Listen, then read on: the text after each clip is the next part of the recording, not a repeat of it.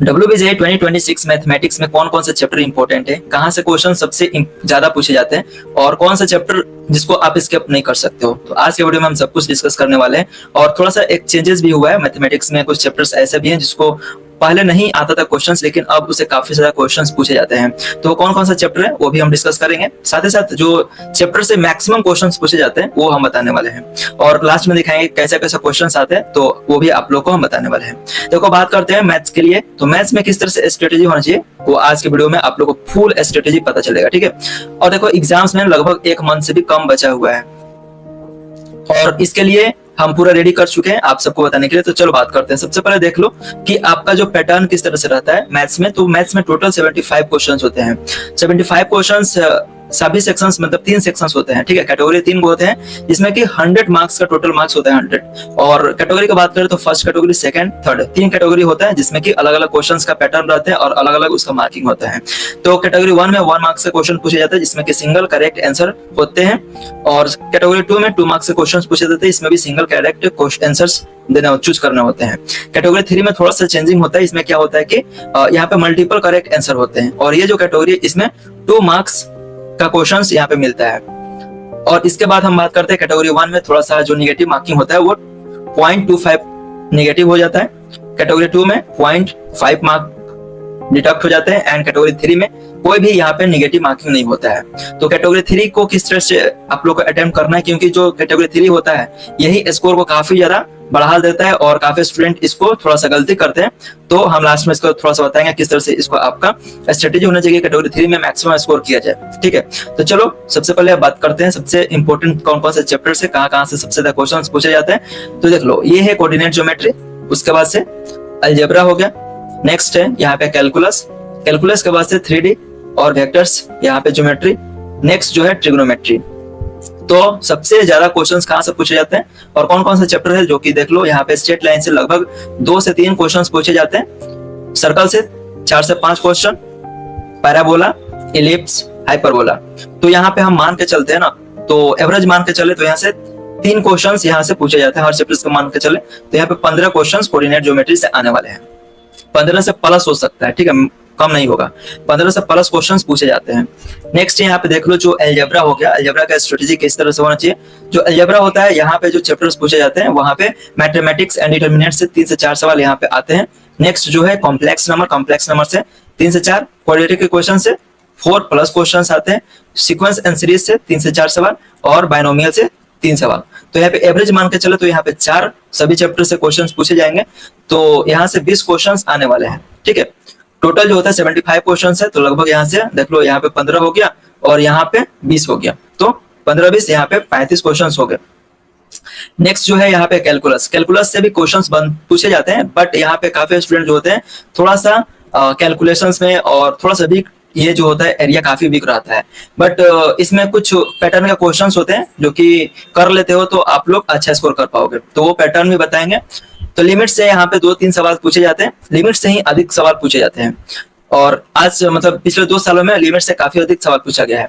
Continuity and differentiability से यहाँ पे 3 से 4 सवाल पूछे जाते हैं, एप्लीकेशन ऑफ एओडी से यहाँ पे 3 से 4 सवाल, इंडेफिनिट इंटीग्रेशन से 3 से 4 सवाल, डेफिनेट से 3 से 4 सवाल, और डिफरेंशियल इक्वेशन से भी 2 से 3 सवाल पूछे जाते हैं। तो यहाँ से हम एवरेज मान के चलते हैं, तो यहाँ से भी 3 मान लेते हैं, तो यहाँ पे 18 प्लस क्वेश्चंस पूछे जाते हैं। 18 से 20 मतलब 20 से 18 से 20 क्वेश्चंस यहाँ आते हैं, ठीक है। अगला जो है वेक्टर एंड 3D ज्योमेट्री, सबसे इंपॉर्टेंट और सबसे स्कोरिंग वाला जो चैप्टर है यही है, 2 चैप्टर। इसको कर लेते हो तो लगभग आप मैथ्स में 20 नंबर के ऊपर स्कोर कर पाओगे। तो वेक्टर से और 3D ज्योमेट्री थोड़ा सा इंपॉर्टेंट है, इसके हम काफी सारे क्वेश्चंस को प्रैक्टिस भी कराएंगे, और जो एक पैटर्न का क्वेश्चंस सिमिलर पूछे जाते हैं उसको भी कराने वाले हैं। तो यहाँ पे देख लो जो वेक्टर्स होता है ना, यहाँ से 4 से 5 सवाल आता है, ठीक है, एक बार अच्छे से देख लो, 4 से 5 सवाल आते हैं।